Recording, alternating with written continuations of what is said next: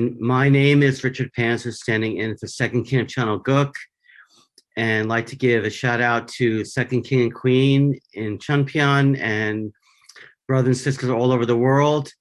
We're looking forward to celebrating God's Day in Tennessee, and we have a lot to cover today, so let's get into it. First, let's do scripture reading.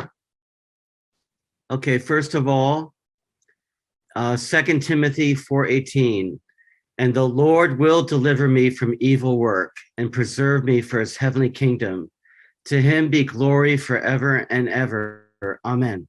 And as the Second King has pointed out many times, many parts of the Bible, certainly with David and many others, Joshua and many others, they were in the process of fighting enemies who were trying to kill them, right? So we kind of forget the context that they were actually fighting. It was life and death struggle in a real context. And so this must have been these kinds of verses. Of course, 2 Timothy was from the New Testament, but still, the Lord will deliver me from every evil work and preserve me for his heavenly kingdom. And I think it's important for us to remember that, we're doing a lot of things to try to, save America from being destroyed and basically saving the world from being destroyed by totalitarianism. But this is God's work. We're doing this together with God, and we shouldn't forget that. Okay, let's go to next from True Father Sun Myung Moon. You must always feel that you stand on the hill of Calvary with no personal concern, but for the world. And again, Father was really inviting us to get into his mind and heart, which of course is the mind of heart of God, right? So that's the, for me personally, when I heard the divine principle, the thing that struck me the most was here was a spiritual leader who wanted to relieve the suffering of God. And I thought there cannot be anything higher than that. Most of Christianity is focused on, I want to be saved, I don't want to go to hell. And obviously that is a concern. I'll be sharing a video of a woman who had a near-death experience, and she saw hell. But the motivation of Jesus and the motivation of Christ at his second coming is really not for their own salvation. It was to relieve the suffering of God. And to me, that's the incredible revelation that Father made very clear. You can kind of see it in the New Testament, but Father made it crystal clear. So thank you, True Father, and we want to be on the same wavelength with you. Thank you for that. All right, now I want to share I got an email from a sister in the United Kingdom, Diana Davies, and actually today's King's Report, I want to kind of dive into aspects of fallen sex, the sex industrial complex, I call it. But let me read her email. We had a woman come in to speak to Women's Federation years ago who worked for Planned Parenthood as a secretary. She found some charts in a bin that were supposed to have been shredded and were above her security level, showing a sharp increase in teen pregnancies in the months after one of their representatives had been into a school to talk about condoms and birth control. This was followed by an increase in Planned Parenthood providing abortions, each of which brought the National Health Service money into their coffers. This woman questioned her superior supervisors and was told it wasn't her business. She then quit and went around trying to warn people of what was going on. The youth clubs here hand out condoms, no questions asked, and the counselors there let the kids know that they will help them out if they have problems, and parents don't have to know. Pharmacies hand out morning after pills, no questions asked as well. One mother found out that her daughter had terminated a pregnancy when another mother offered her sympathy to the girl's mother. The second mother had learned of it from her daughter, who was the first girl's best friend. So the mother never knew until the other mother told her about it. As the mother said to newspaper, when she needed her tonsils out, I had to sign 3 permission forms, but when her daughter got pregnant, I wasn't even informed.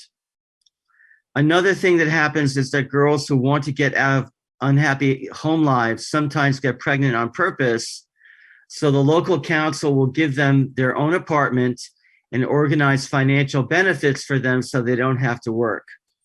This works until the baby is 2, at which point the government pays for daycare so that mom can work. If she doesn't want to work but wants to stay home, she can get pregnant again, and so on. I know a woman who has, I think, 18 children. It's insanity. Sex is just a game with no consequences to some people and some benefit to others. Okay, there you have it. You have the great geniuses in government who think they know better than everybody else, and it's a pretty sick system, in my opinion. All right, now let's go. I want to share some good news with you because we have some pretty a little bit heavy news today.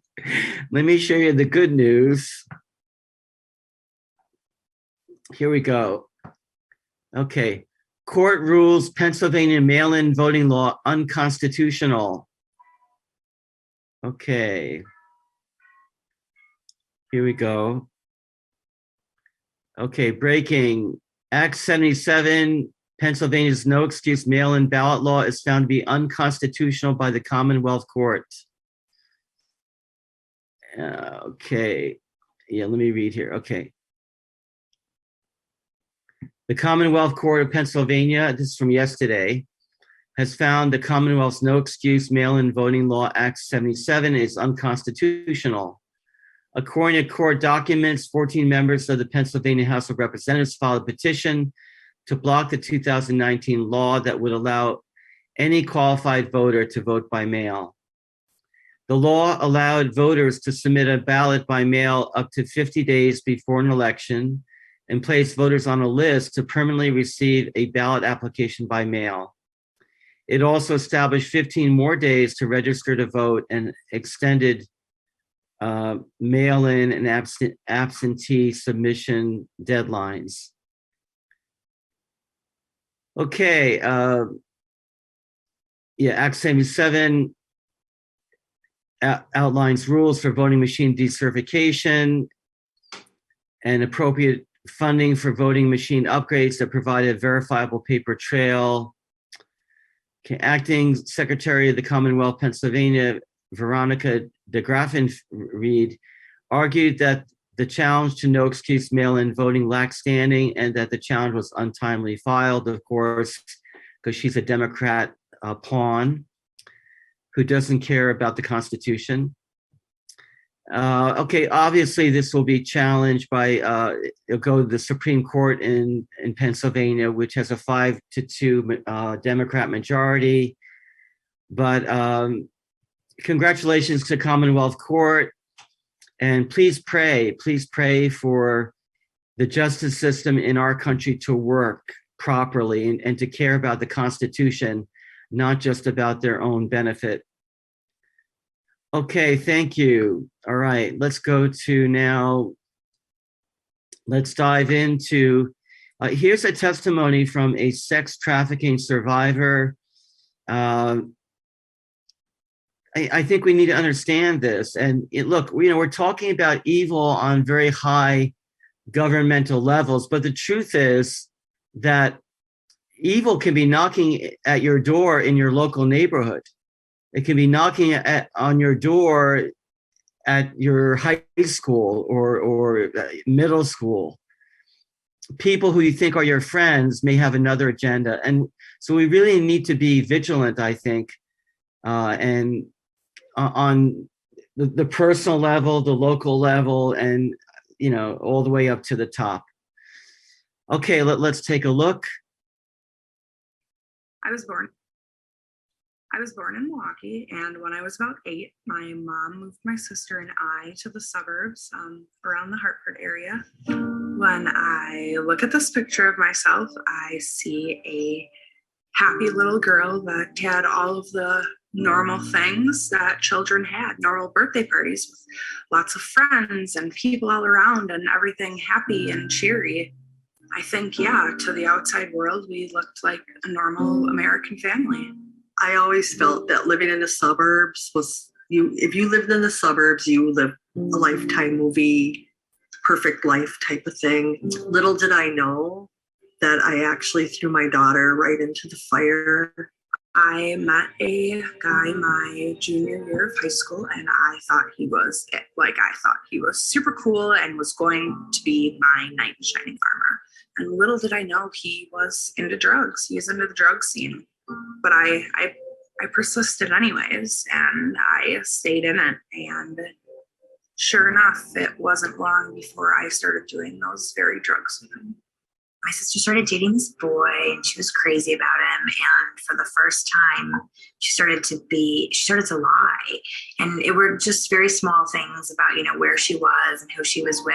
And it was like, well, that's not typical of her. Why would she be doing that? And so that kind of really stood out to us. And it was just very simple things. I had met my trafficker, my drug dealer, through another female. She wanted to be my friend. She wanted to help me. And at the time, I really needed somebody. I needed a shoulder to lean on. And she was that. Little did I know she had been watching me for months. They were getting to know her. They were, finding out information about her family, her friends, what she liked to do, what her insecurities were. They were her people for 2 years. And my drug dealer kept saying, come stay with me. I'm going to make your life better.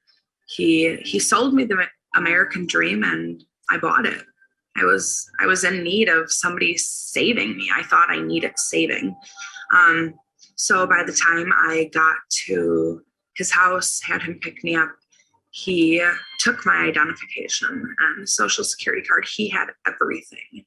He promised me, just little things like going shopping to get a new wardrobe, or, a car, or my tickets paid off. Things girls around my age needed. They saw her vulnerabilities, and they also gathered information to use against her. I have a lot of personal items, but I always had pictures of my nephews. So when somebody holds a loaded gun to your head and you say, you do what I'm telling you to do, or I'm going to kill your loved ones, you do it. So that's how it happened. He had the phone, so he would take the calls. A lot of this was done through text message. A lot was done through apps, through various sites. And through a touch of a button on his phone, he sold me to the highest bidder. More often than not, it was men on their way to work with their families at home, or men on Sundays, and they drop their wife and kids off at church. It is men you would never think about. Your CEOs, your businessmen, your soccer dads, cops, politicians, priests, you name it, I've probably come across it. And if I haven't, I know somebody that has. When M disappeared, it was actually on my birthday. She had called me to wish me a happy birthday. And then she told me that she had gotten a job to be a nanny in St. Louis and she was going down there. And the whole thing just didn't set right with me.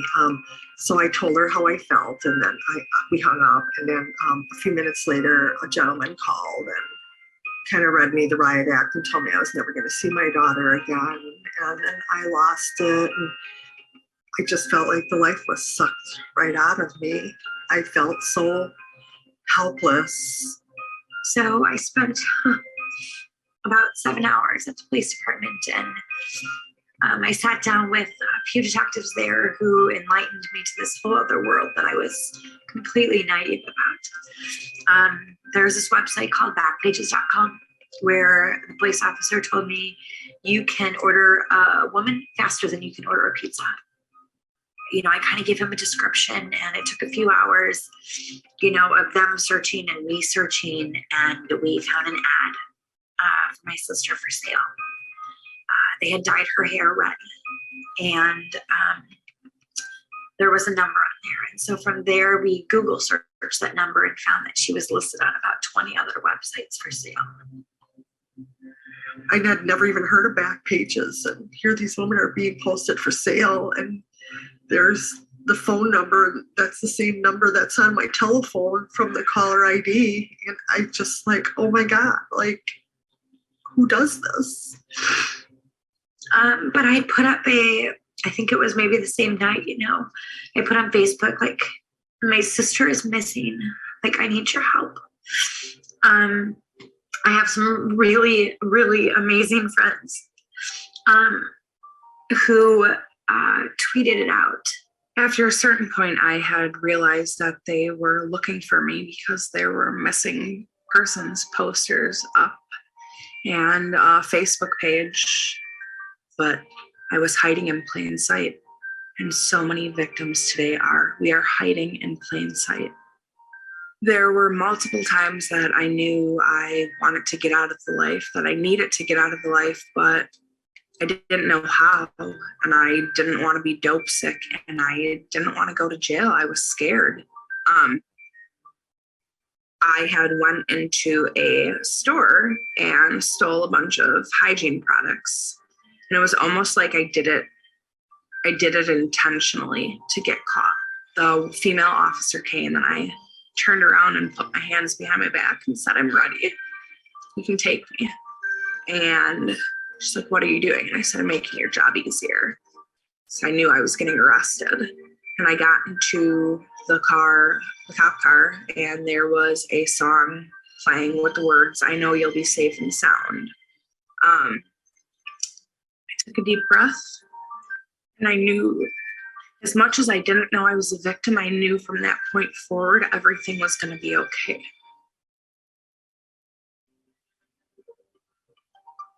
There is not a single county in our entire state or our nation that has not been affected by sex trafficking. Sex trafficking does not discriminate how you grew up. There are no boundaries. Trained over 2,500 professionals in our community throughout our state. These are people who are going into homes that need to know what to look for. You know, multiple people living in a situation, not enough beds, too many people, you know, women who are bruised. I want people to be able to talk about it openly. I want people to not be judged who have been through it. And I want parents to know that it can and will affect your family if you do not become educated. And if I can change one person's life, one person's perspective, that means I did my job. My name is Emmy, and I am a sex trafficking survivor. And I am the founder of Lacey Soul Project. Okay. I didn't know what to say. I just, but I think the point that she's making is that this is going on. This is going on all over the United States, probably all over the world. And it's obviously connected to the fall. And this is something that God hates, obviously, and we need to warn people and especially prepare our daughters, especially to protect themselves, right, and not to be lured into these kinds of things. And of course, we should educate the whole population. Okay, I want to go into a different. Okay, this is here where the geniuses who want more government are saying we have to break through this idea that kids belong to their parents or kids belong to their families. The government will do a better job. Okay, let's hear what they have to say. We have never invested as much in public education as we should have because we've always had kind of a private notion of children. Your kid is yours and totally your responsibility. We haven't had a very collective notion of these are our children. So part of it is we have to break through our kind of private idea that kids belong to their parents or kids belong to their families and recognize that kids belong to whole communities. Once it's everybody's responsibility and not just the households, then we start making better investments. Okay, so here, in this woman's perspective, everything is about the government spending more. Actually, I believe in Washington, D.C., they spend $30,000 per child for the education on average.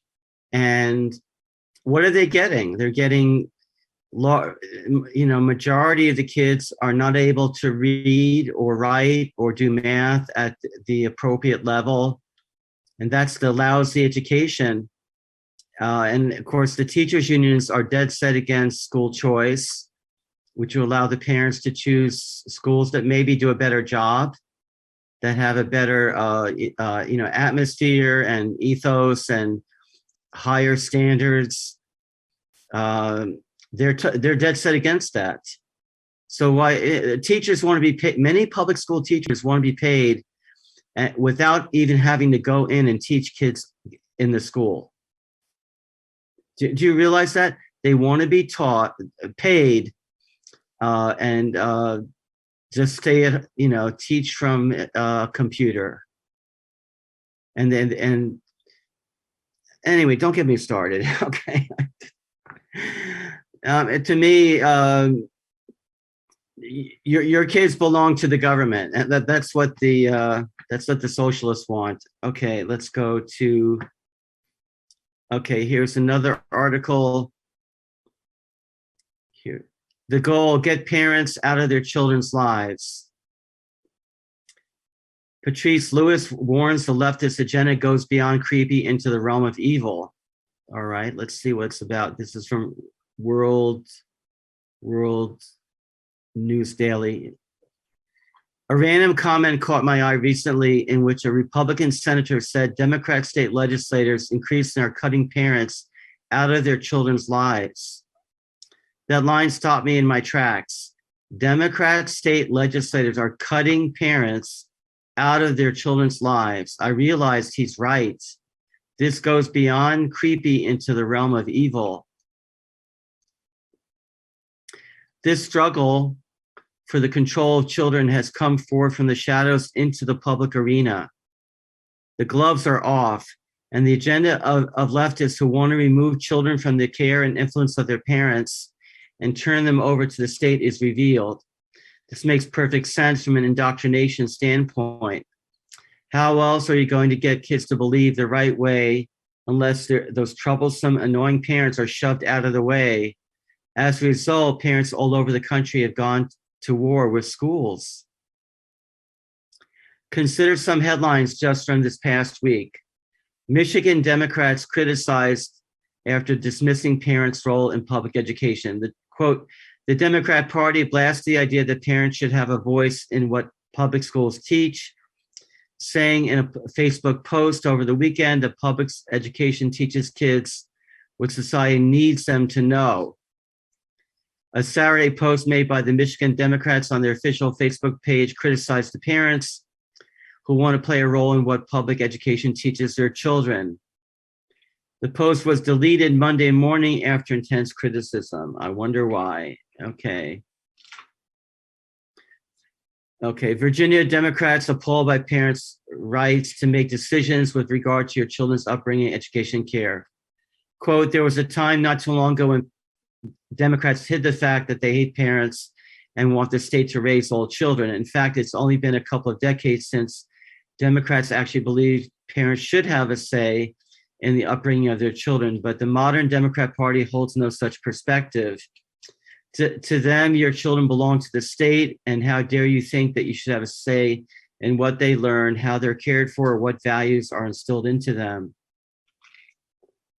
And this MSNBC anchor, which I think I played already, we have to break through this idea that kids belong to their parents.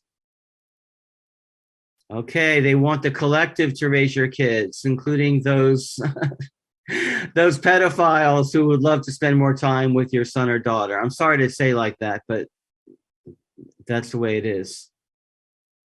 All right. Okay. Here, one more. Okay. A leftist California Politico named Joe Matthews, who serves as co-president of Global Forum on Modern Direct Democracy. Okay, penned the following opinion. California should abolish parenthood in the name of equity. He begins his column with, quote, if California is ever going to achieve true equity, the state must require parents to give away their children. He goes on to lament the power of parents. Fathers and mothers with greater wealth and education are more likely to transfer these advantages to their children, compounding privilege over generations. As a result, children of less advantaged parents face an uphill struggle. Social mobility has stalled and democracy has been corrupted. My solution, making raising your own children illegal, is simple. And while we wait for the legislation to pass, we can act now. Okay, of course, that's exactly what Karl Marx advocated, by the way. He did not want parents to raise their own children. He wanted them to be raised in government schools. All right. The rich and poor should trade kids, and homeowners might swap children with their homeless neighbors. Matthews advocates so-called universal orphanhood. The left's introduction of anti-racism and gender identity in schools face a bitter backlash from parents. Ending parenthood would end the backlash, helping dismantle white supremacy and outdated gender norms.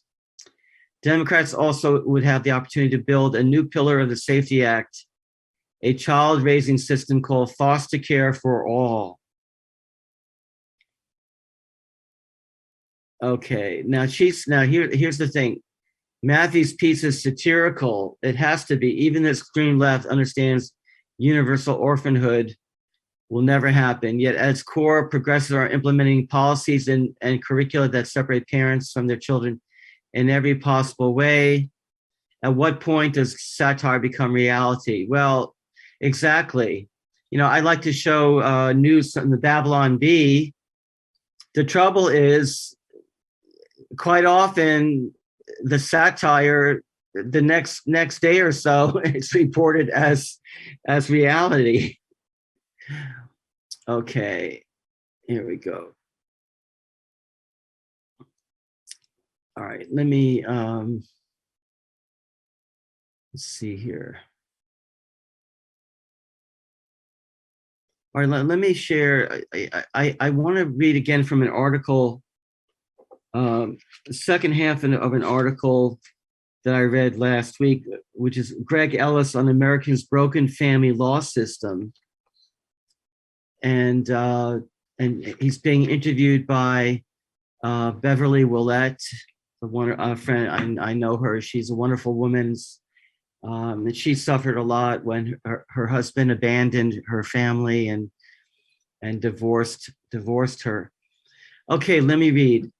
So Beverly Willett asks, many mothers, including myself, have also suffered family court abuse. Is there an injustice at work here beyond gender bias? Ellis, yes. A systemic rot, if you will. No-fault divorce is unconstitutional and denies citizens due process. It is imperative to introduce the presumption of innocence into family law. Otherwise, due process is dead. But the divorce business, conservatively a $50 billion a year industry, lacks accountability and is incentivized to maintain the status quo, with children used as leverage. I talk about the 6 silver bullets of high conflict divorce in my book. The first 2 are the incarcerating incident and, quote, the order of restraint. They cripple the opponent before the legal conflict begins. These domestic violence reforms built as shields for women have been fashioned into bullets for disgruntled spouses to rid themselves of partners immediately. This playbook evolved from the passage of the Violence Against Women Act.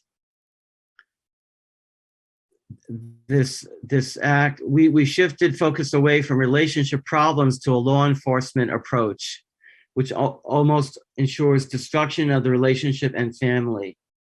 The grief suffered by parents is devastating and the cost to future generations incalculable. And false accusations of domestic violence are an affront to real victims. False allegations need to be dealt with in a way that protects relationships, dissuades the making of false accusations, and safeguards constitutional rights for the accused. They should be tried in criminal court with accountability for perpetrators, prison time, and for those who make false accusations, perjury charges. Willette, how did this play out in your life? Ellis, in the span of 24 hours, I was ushered from my home in handcuffs, incarcerated against my will, the first of 5, subjected to a temporary restraining order, became homeless, almost destitute, and watched helplessly as my professional reputation was irretrievably destroyed and my sons lost their father. I migrated from a world of presumed innocence and respected privacy to one of assumed guilt and immediate and ruthless judgment. 10 false anonymous words ruined my life. This was notwithstanding that I've been examined extensively by multiple psychiatrists and psychologists who gave me clean bills of health. I penned these reports to my book.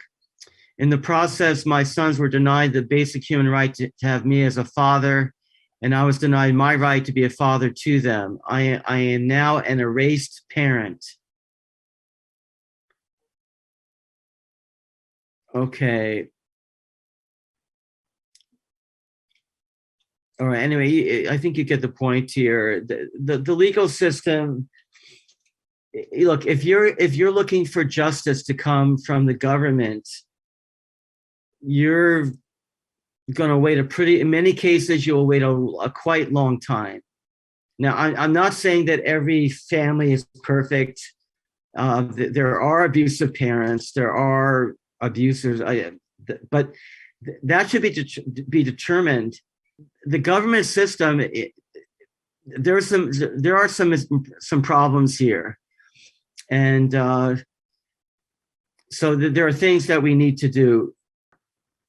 I'd like to share from this woman who attempted suicide twice, and then she had an encounter that changed her perspective. We got into a terrible argument, and he called me, and we were just arguing on the phone, and he said, "You should kill yourself. You horrible."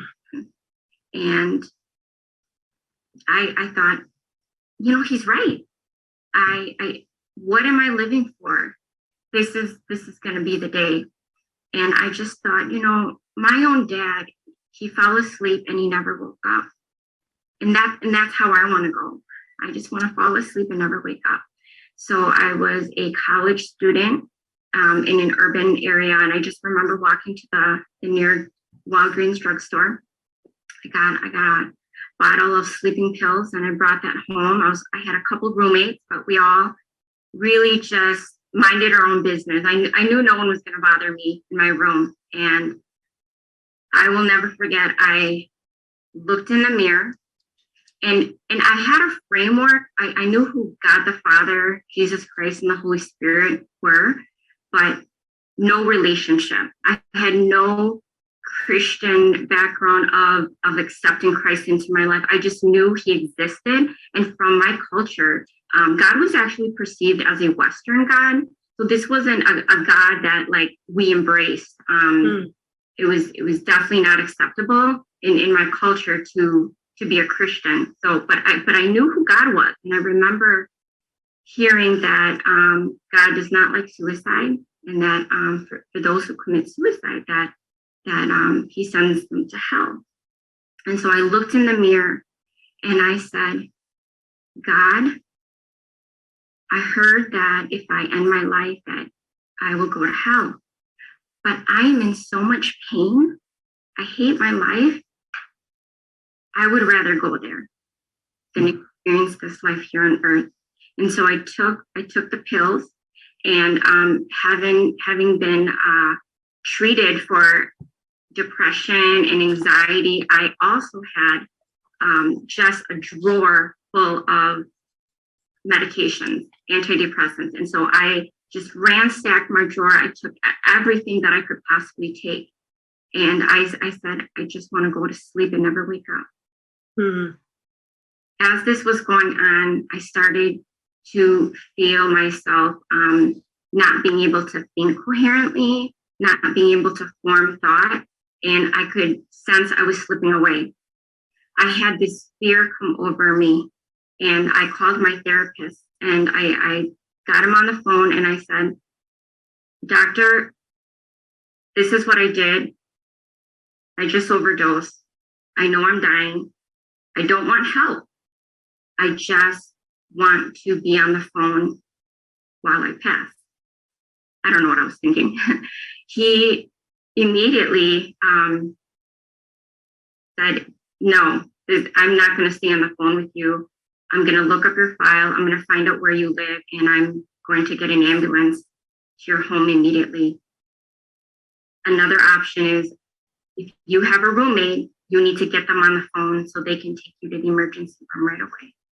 And being a college student, you think these things, and I thought, oh, I would be so embarrassed if an ambulance came to my house, So I, by this time, I paused and I said, okay, I will get someone. I was to the point where my legs stopped working. It was the oddest thing. It was like I was still here, but my bodily functions were starting not to work anymore. So I remember I thought, why can't I walk? I couldn't walk anymore. And I was trying to get to my roommate. And so I ended up crawling to her room. And I couldn't even form the words. It was coming out very jumbled. And when she realized what happened, she was on the phone with my doctor. She realized what happened. And she was taking me to the hospital.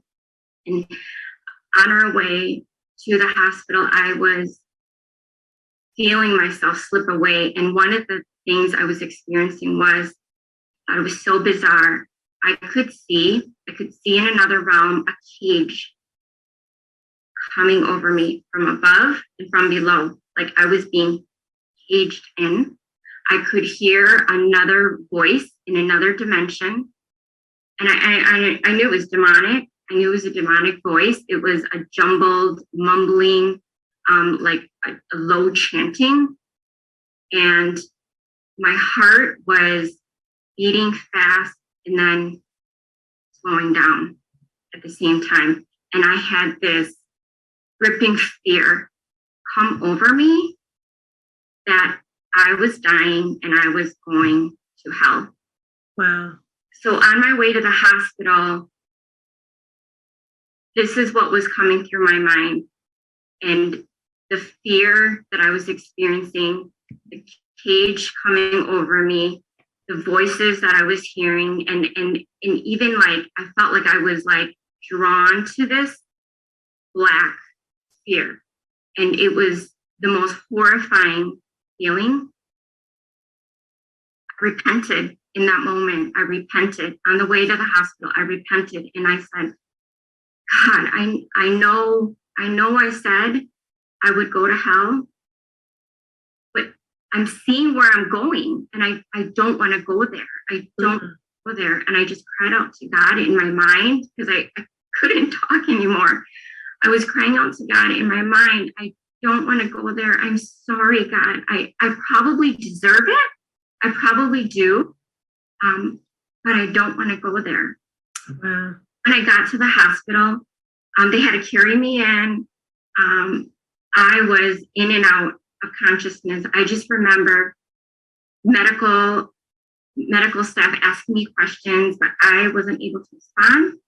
And I remember blacking out. I knew that they needed to pump my stomach again. So that's what happened. And I blacked out completely.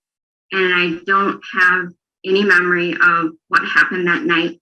But when I woke up the next day, physicians came into my room and they shared the list of medications that I had taken. And they said, you should have died.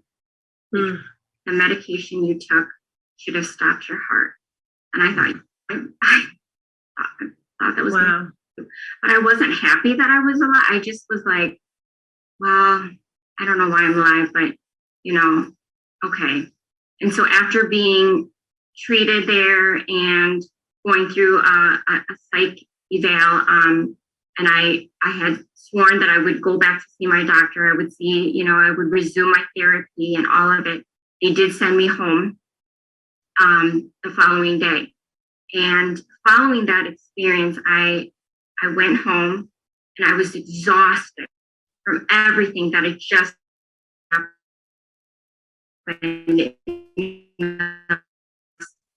Day and a half. Like I lost track of time, but I just knew I finally got back home from the hospital and I was just completely exhausted. And I know I experienced something that it was a dream. It was an out of body experience. I believe I was transported. And so this experience, what happened, I was laying in my bed and I felt my spirit get sucked through my mattress and I was descending through the earth. And I remember thinking, I recall this in geography class, the different spheres, the different layers, you've got the mantle. I was seeing this as I was passing through so quickly. I had no idea where I was going. I noticed I was going to what would be the core of the earth. So as I was descending so fast, I kind of just landed or plopped down into this black hole. And I explained this to people that, some of us who might have been in a country or camping, like people will say, that's pitch black.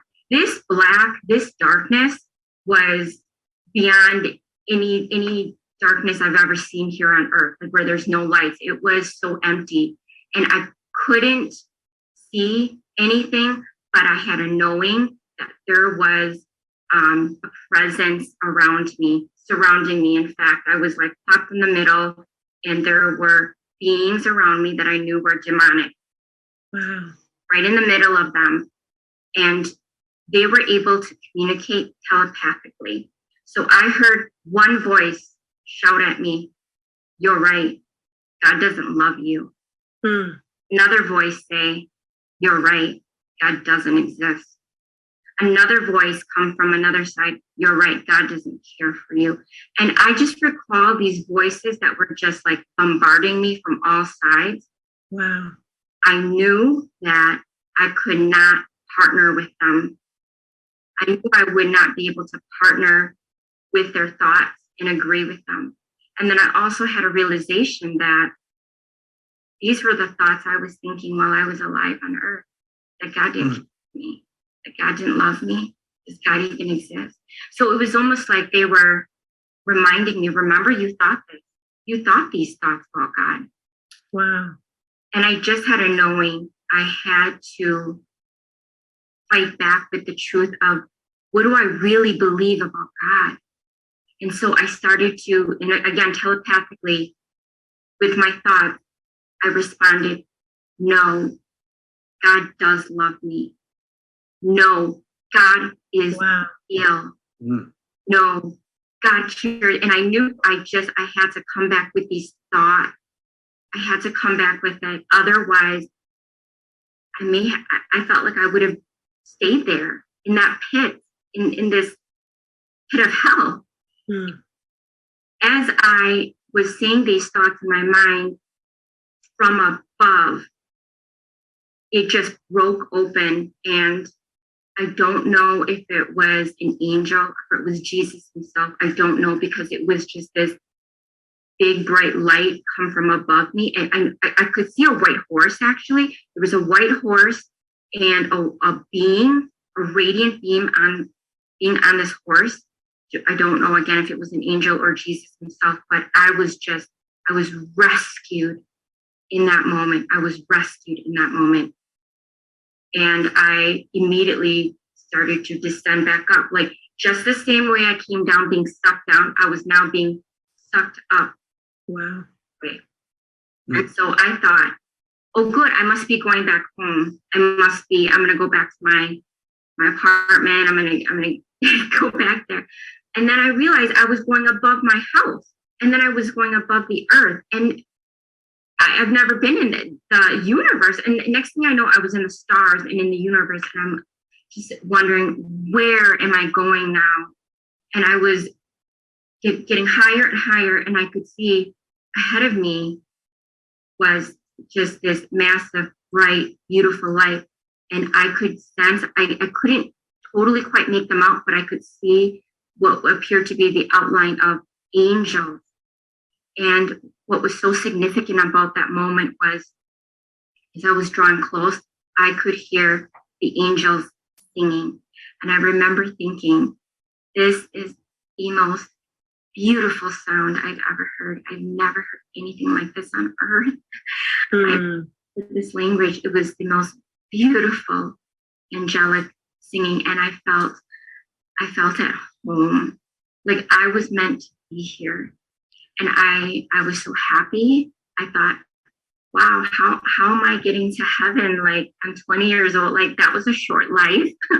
How am I actually getting to heaven already? And I felt so unworthy. Like, I don't deserve to be here. This is so beautiful. I don't deserve to be here after all that I've done. But I was so happy. I was so happy to be going. Then I had this realization and this sadness come over me that I didn't get a chance to say goodbye to my mom and to my brother, sister, my family that I would be leaving behind. And Okay, I think you get the point, and you can watch this yourself. This is on Randy Kay's YouTube channel. Look, it's a spiritual battle, and the battle begins in our mind. You know, she said when she was having the experience of being in hell, the same thoughts that she had been thinking about quite a bit. You know, God doesn't love me. God doesn't exist. You know, you know, these negative thoughts.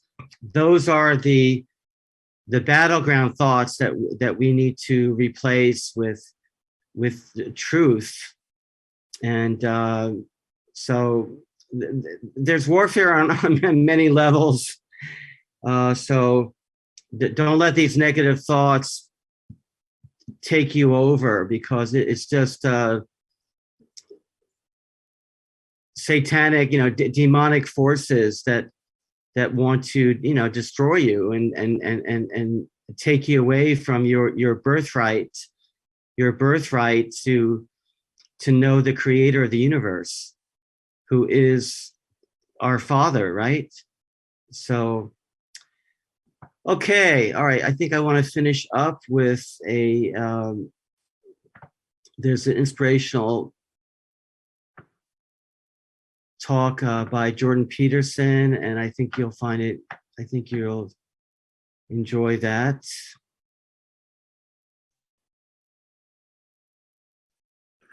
You have to say, I'm going to act as if being is good. I'm going to act as if truth is the pathway to enlightenment.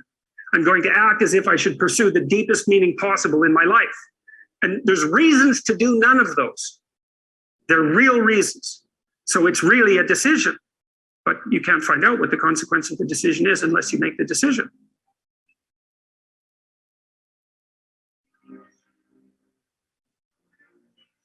You know, I have done my best with every single thing I've talked to you guys about. I have done my best to do what Dostoevsky does in his novels, which is I make a proposition and then I spend months or years trying to figure out if I can take the bloody thing apart, if there's something wrong with it, because I want to find out. I want to hit it with a hammer and see if it breaks. And what I've been trying to do is to tell you all the things that I've gathered, let's say, or laid out or articulated or discovered over the last 30 years that I have not been able to break with the biggest hammer that I could take to them.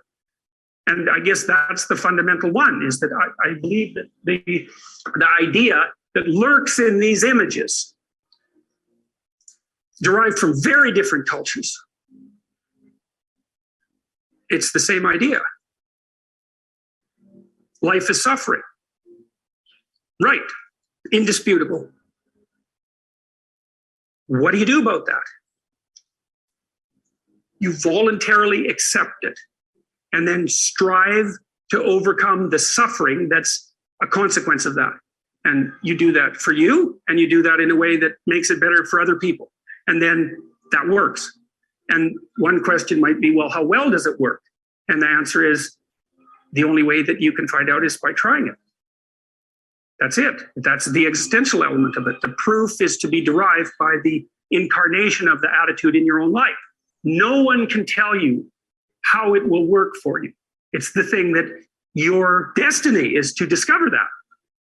And you have to make the decisions to begin with, because you can't do this without commitment. You have to commit to it first. That's the act of faith that Kierkegaard was so insistent upon.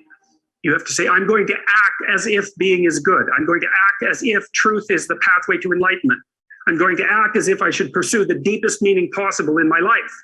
And there's reasons to do none of those. They're real reasons. So it's really a decision. But you can't find out what the consequence of the decision is unless you make the decision. I think the same thing happens when you get married, by the way. If you think you might leave, you're not married. And then you think, well, the marriage didn't succeed. It's like, well, maybe you were never married, because the rule is you don't get to leave. And there's a reason for that rule. Now, yeah, I'm not saying that there aren't situations where there should be exceptions made for that. That's not the point. The point is that there's some games you don't get to play unless you're all in. The other thing that's so interesting about being alive is that you're all in. No matter what you do, you're all in. This is going to kill you. So I think you might as well play the most magnificent game you can while you're waiting, because do you have anything better to do? Really? Why not pick the best thing possible that you could do? Why not do that? Maybe you could justify your wretched existence to yourself that way. I think you could. That's what it looks like. You know, people find such meaning in the responsibilities they adopt. It stops making them ask questions about what life is for. If you have a newborn child, for example, like, unless you're really in a bad way, psychotically depressed, or maybe your personality really needs some retooling, you stop thinking about anything but ensuring that that baby is doing well. And if someone comes along and asks you an existential question about your commitment to that, the right response is, why are you asking me such stupid questions when this is manifesting itself right in front of your eyes? Like, how blind can you be? That isn't a time for questions about the meaning of life. The answer is right in front of you. And if you can't see it, it's not because life has no meaning. It's because you're blind. I mean, that's what the image of the Virgin Mother and the child is all about. It's like, what's the answer to the meaning of life? Here's an answer. It's like, well, I'm going to criticize that. Well, go right ahead. You're like a termite gnawing on a temple. There's no utility in that sort of criticism. It's blindness. And it's the same thing with regards to the path of the hero. It glistens in front of you and you can criticize it. It's like, fine, put the cart before the horse and see how far you get.